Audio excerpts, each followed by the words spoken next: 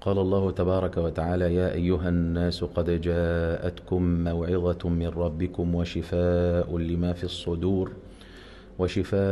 لما في الصدور وهدى ورحمة للمؤمنين.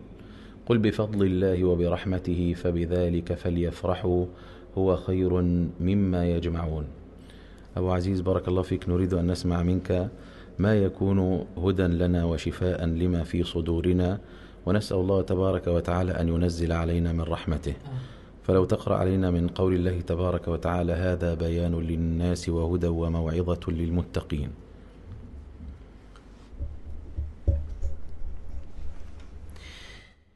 أعوذ بالله من الشيطان الرجيم.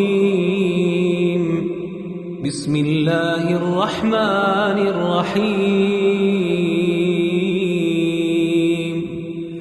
هذا بيان للناس وهدى وموعظة للمتقين.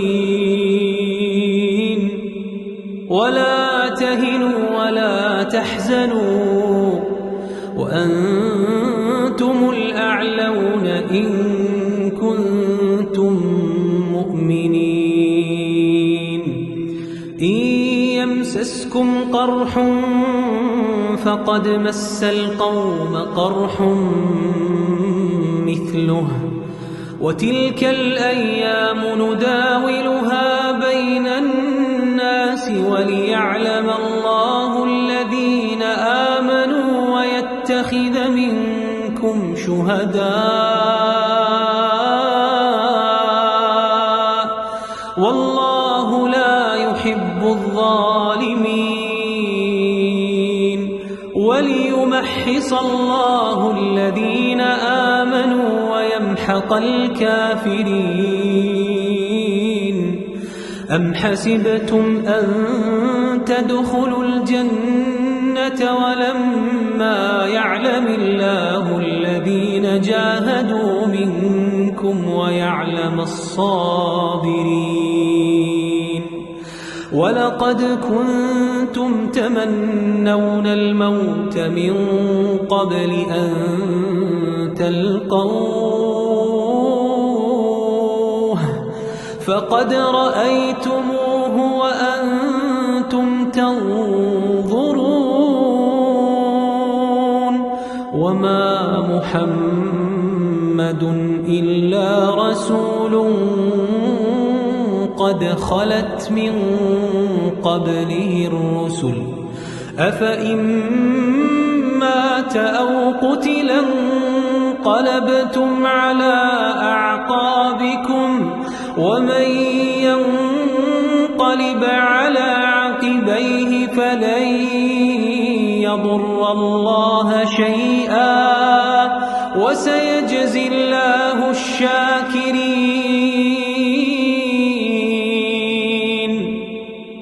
وما كان لنفس أن تموت إلا بإذن الله كتابا مؤجلا، ومن يرد ثواب الدنيا نؤته منها، ومن يرد ثواب الآخرة نؤته منها، وسنجزي الشاكرين.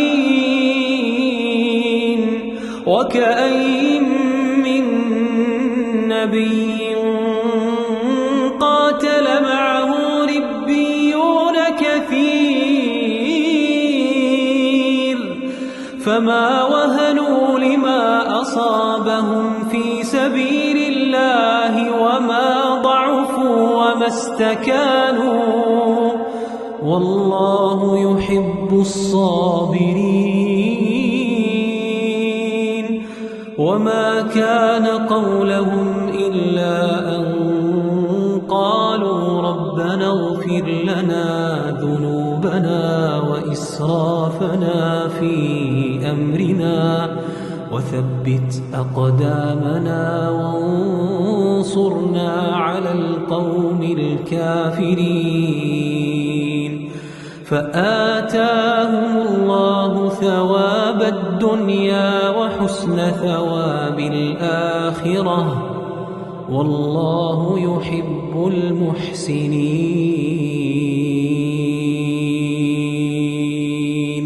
بارك الله فيك. اللهم اجعل لنا القرآن هدى ونورا وفرقانا وتبيانا. آمين. والحمد لله رب العالمين.